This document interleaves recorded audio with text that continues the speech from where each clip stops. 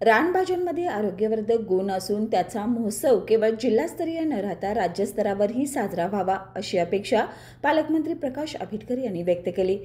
राजारामपुरी येथील व्ही.टी. पाटील स्मृती भवनात झालेल्या जिल्हास्तरीय रानभाजी महोत्सव व पाककला स्पर्धेच्या उद्घाटन प्रसंगी ते बोलत होते। कोल्हापूर, सांगली, सातारा येथील सुमारे 150 महिला बचत गटांनी यामध्ये सहभाग घेतला। विविध स्पर्धांमध्ये नीता पडवळ कुडुत्री येथील महिला बचत गट, कविता जाधव, पूजा पाटील, शोभादेवी पाटील आणि राणी कदम यांनी पारितोषिके पटकावली। यावेळी रानभाजी माहिती पुस्तिका प्रकाशित करण्यात आली। महोत्सवाच्या यशस्वी योगदानाबद्दल पालकमंत्री आंबेडकर यांनी कृषी विभाग व आत्मा प्रकल्पाचं कौतुक केलं। बाळ, फ्रीजमधून श्रीखंड काढ ना। आम्ही पूर्वी घरीच बनवायचो श्रीखंड, त्याची चवच वेगळी होती। आता काय सगळं रेडीमेड। आजी, हे श्रीखंड खाऊन बघ।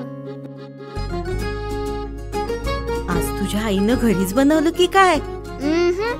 हे आहे गोकुळचं श्रीखंड। अगदी जिभेवर रेंगाळणार। जिभेवरच नाही तर मनावरही रेंगाळणार। गोकुळ श्रीखंड, मनावर रेंगाळणार।